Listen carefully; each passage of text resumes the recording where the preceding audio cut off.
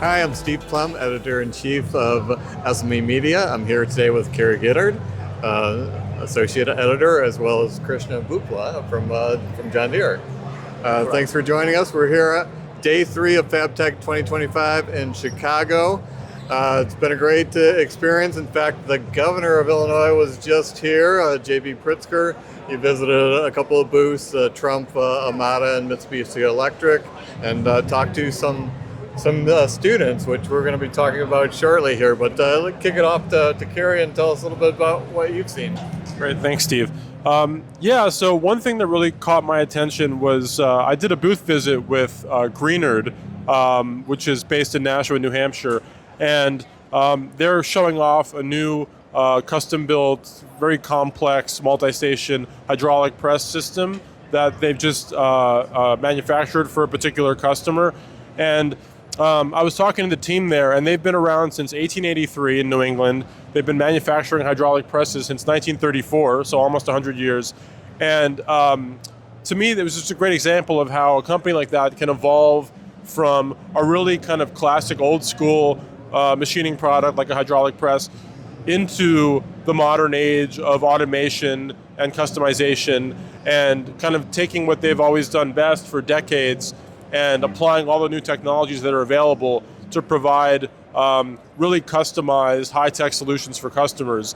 And apparently this new machine is like incredibly intricate, does things that hydraulic presses traditionally haven't been able to do on multiple production lines, varying tonnage, just really a dexterous and flexible system. And I think that's really cool that these companies that have been around for like 150 years can still be innovating and can still be doing what they've always done, but kind of bringing that into the new age. And you see a lot of that here at FABTECH with some of these real kind of vintage companies that are still around and thriving.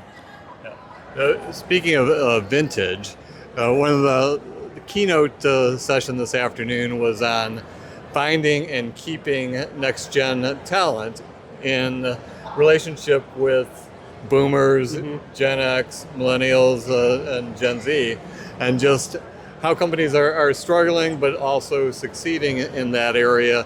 And the panelists were talking about the need to be more flexible, more transparent with these new hires, really giving them a voice as they are involved in the company, even involving them in strategic planning, involving them on projects where they can have direct input almost as soon as they start.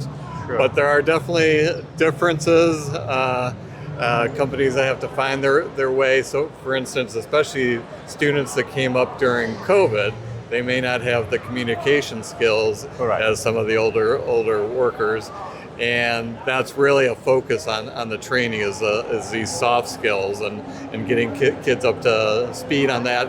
Even talking on the telephone. Some of them just are not really good at that. But another thing that the panelists mentioned was reverse mentorships. So it's not just the older people mentoring the kids, but so they have knowledge and information that is very useful to the next gen.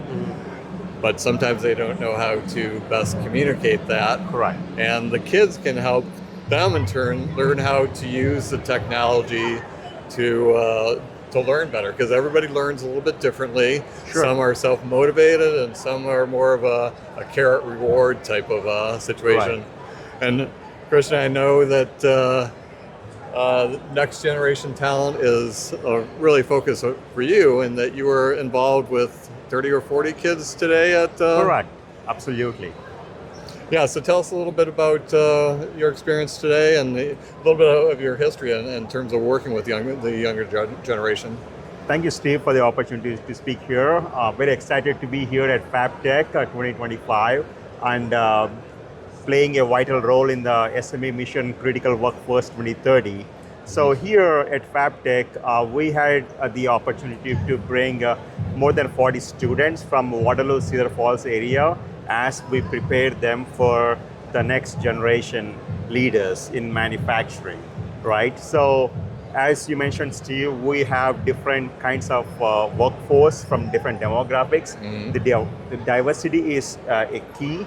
And if you look at our chapter board members, we have members from different backgrounds, different age groups, and we're always leaning on each other, trying to leverage new technology, as well as stick to the fundamentals on basic tax filing, basic bookkeeping. At the same time, teaching our senior members on how to use Teams, how to get onto the webinars, so that they have the avenues to explore the new technology that's out there.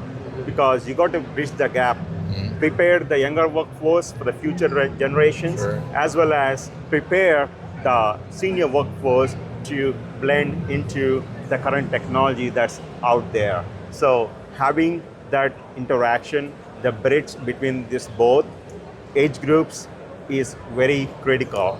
Now, the kids that you were with today were high schoolers and some college maybe? Yes. And you yourself came up as a student member as well. Correct. How have things changed over the years? What are some of the unique needs and strengths that the students have today?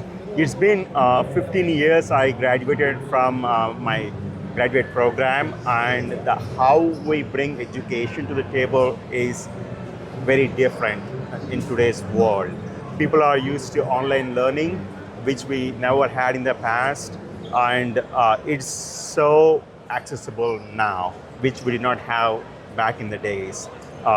Coming to the gift of membership, I'm very thankful to my good friend that has given me the SME membership, and I was able to continue that membership where I have served on different roles in the chapter 186 in Waterloo as chair-elect chair, then later taking up some responsibilities at SME, at corporate, serving on different committees, and recent role as a member council representative, also called as ambassador, basically the voice of SME. So this year I'm serving as its joint nominating committee member, where I'm looking for future leaders in manufacturing that can make an impact for the generations to come. Oh, yeah, thank you. And Krishna, when you bring students to an event like this, like FABTECH, what are you seeing that they're most excited about? What catches their eye? What gets them really, jazzed about the sector? One thing that really excites me is the exposure that students get here at FABTECH that they don't get at their schools, colleges, right?